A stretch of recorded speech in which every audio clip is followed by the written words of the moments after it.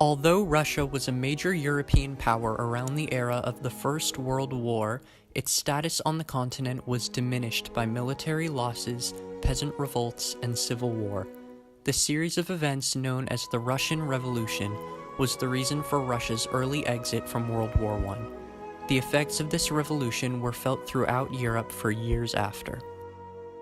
Tsar Nicholas II wanted to rule Russia's government with absolute power and claimed to have divine right. Because of this, Russia became an autocracy. I am Tsar Nicholas II, and I run Russia as an autocracy where I make all of the decisions. During the Russian Revolution, serfs began earning less wages and began feeling the effects of Russia's involvement in World War I. The Russo-Japanese War occurred from 1904 to 1905 and was a fight between Russia and Japan over Korean territory. The Japanese defeated Russia, allowing them to annex Korea. This defeat led to Tsar Nicholas and Russia losing prestige in Europe. The Revolution of 1905 was an outcome of the Russo-Japanese War. Russia faced massive food shortages, leading to the Russian citizens rioting. Tsar Nicholas II had to institute the Duma in order to bring the revolution to an end. Amongst the chaos of the Russo-Japanese War, professional members of the middle class grew more and more displeased with the government structure. Additionally, peasants and the working class continued to suffer from poor working conditions as a result of mass industrialization in the largest Russian cities. The war sapped the nation of its resources and rationing became widespread, leading to starvation. As these tensions reached their pinnacle, the Russian workers revolted in what is known as the July Revolution of 1905. In order to control the rioting, Russian troops opened fire on the citizens, killing hundreds. This brutal massacre became known as Bloody Sunday and incited the working class to strike and form labor unions. The mounting pressure on the Russian government led Tsar Nicholas II to issue the October Manifesto. This legislation granted the people civil liberties and created an assembly called the Duma, whose purpose was to pass and approve laws that were representative of the needs of the people. Unfortunately, by 1907, the Duma's power had already been all but diminished as Tsar Nicholas was resistant to reform. With the peasants still irate, industrialized cities became hostile and dangerous to live in. As Nicholas struggled with these issues, he received considerable amounts of input from his wife, Tsarina Alexandra, a German-born princess. However, Nicholas was unaware that his wife's political ideas were not her own. Gregory Rasputin was a Siberian peasant who gained influence in the Russian government by controlling the actions of Tsarina Alexandra. He brought much disaster and chaos to Russia and was assassinated by the people in December 1916. The situation of the March Revolution had quickly spun out of the Tsar's control. On March 12th, the Duma legislation that the Tsar had tried to destroy met anyway and declared it was taking over governmental responsibility. Thus, on March 15th, a provisional government was established and Tsar Nicholas abdicated the throne. This new provisional government had a liberal agenda, and they worked toward reforms such as universal suffrage, civil equality, and an 8-hour workday. In March, a series of strikes broke out in Russia's capital city of Petrograd. The strikes were brought about by the government bread rationing. Many women factory workers marched through the capital city protesting this bread rationing.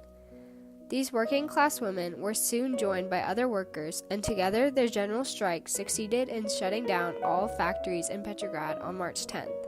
The Tsar was not happy with this, so he sent his police to do something. Little did Nicholas know that his troops would soon join in on the protests. Alexander Kerensky was a liberal socialist who was the leader of the provisional government after Tsar Nicholas had abdicated the throne. The Tsarist regime had fallen. The provisional government was not out of the woods yet. They faced another threat, the Soviets. The Soviets sprang up spontaneously and represented the radical ideas of the lower class. Lenin became the Soviet leader of the Bolsheviks. There is a new Soviet government. It will be called the Council of the People's Commissars, and I will be the head. Woo! With the help of Leon Trotsky, Lenin was able to gain support within the Bolshevik Party. The Bolsheviks were ready to seize power in the name of the Soviets. The November 1917 revolution brought them the control they wanted. Lenin had promised the people peace, and to ensure that peace, he had to sign the Treaty of Brest-Litovsk with Germany, ending Russia's part in World War I.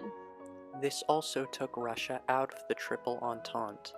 Because of how much turmoil the Russian Revolution had created, Lenin decided to make a new economic policy to get Russia back on track to being an organized, stable, communist state.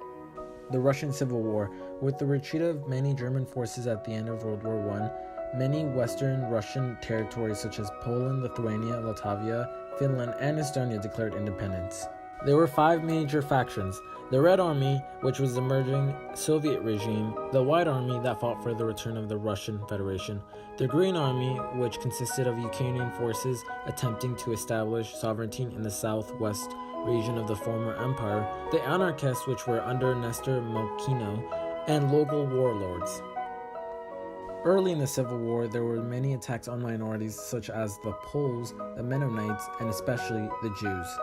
It is estimated that 50,000 Jews died in the pogroms. Ukrainian forces under Simon Pet committed around 40% of the recorded pogroms. The White Army was associated with 17% of the pogroms. The Red Army under Leon Trotsky did not want to attack the Jewish population, although the Red Army did commit around 9% of the pogroms. Many Western countries feared about communist influence, so they helped the White Army in the Siberian intervention. The victor of the Russian Civil War was the Red Army because they were better organized and held the best territories in Russia. The Soviet Union had a secret police force known as the Cheka and was under the leadership of Felix Denrusky and was considered the sword and shield of the revolution. The Cheka was known for breaking the law, and in 1919 the Cheka employed more than 100,000 people and was one of the largest and best funded agencies in the Soviet state. War communism lasted from June 1918 to March 1921.